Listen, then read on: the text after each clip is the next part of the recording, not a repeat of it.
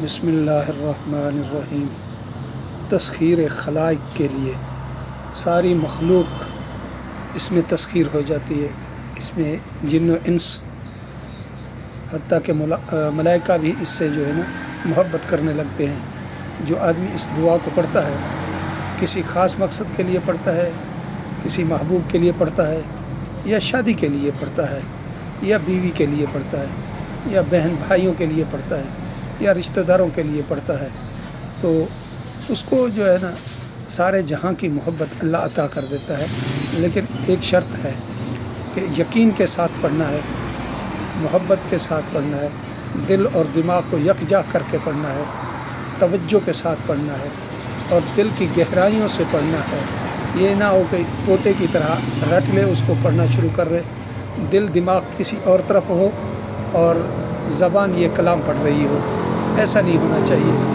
جو زبان پڑھ رہی ہے وہی دماغ سوچ رہا ہو، اور جس کے لیے پڑھ رہے ہیں اس کا تصور ہونا لازمی ہے۔ تصور اتنا قوی ہو کہ ایسے محسوس کرے کہ جس کے لیے میں پڑھ رہا ہوں وہ میرے سامنے ہے اور وہ میری بات مان رہا ہے، اور جیسے میں کہہ رہا ہوں اس اللہ کے کلام کی برکت سے وہ میرے پاس آ رہا ہے۔ اس طرح ڈوب کے پڑھنا چاہیے، دل کی گہرائیوں سے پڑھنا چاہیے۔ اور ویڈیو کو آخر تک دیکھیں۔ میں زیادہ ٹائم نہیں لوں گا اور زیادہ بات کو لمبا نہیں کروں گا، مختصر بتاتا ہوں کہ اس عمل کو جو تسخیر خلائق کے لیے ہے، اول آخر 11 مرتبہ درود شریف پڑھنا ہے، نماز والا درود پڑھنا ہے۔ یہ سب سے اعلیٰ اور سب سے عرفہ اور سب سے بلند ہے، اور یہ سارے درودوں کا جو ہے نا سردار درود ہے، تو اس کو پڑھنا چاہیے۔ اور اس دعا کو صبح شام جو ہے نا 10 مرتبہ پڑھنا چاہیے۔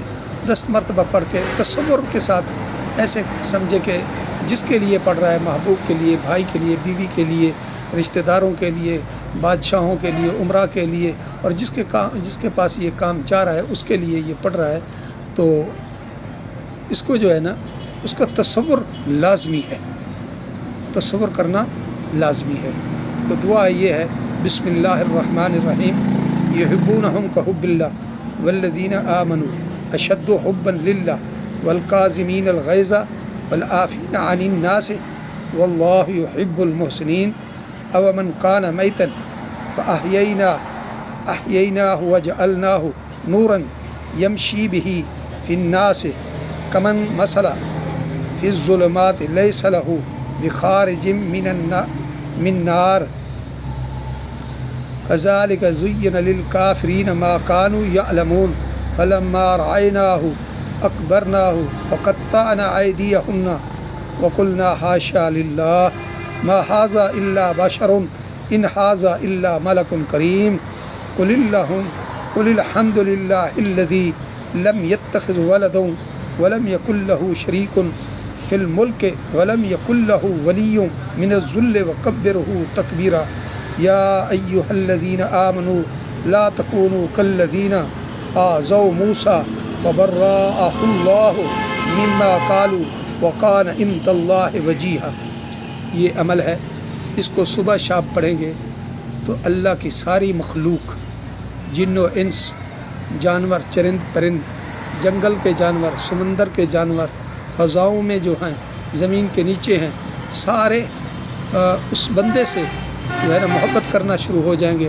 اور جس مقصد کے لیے پڑھے گا، جس کام کے لیے پڑھے گا، اللہ چند دنوں کے اندر، پڑھنا 11 دن ہے لیکن اس کو زندگی کا معمول بنا لے تو اللہ کی مرضی پہ راضی ہو جائے، تو انشاءاللہ اللہ کے حکم سے میں وعدہ کرتا ہوں کہ انشاءاللہ یہ عمل ایسا بادشاہ عمل ہے، عملوں کا بادشاہوں کا بادشاہ عمل ہے۔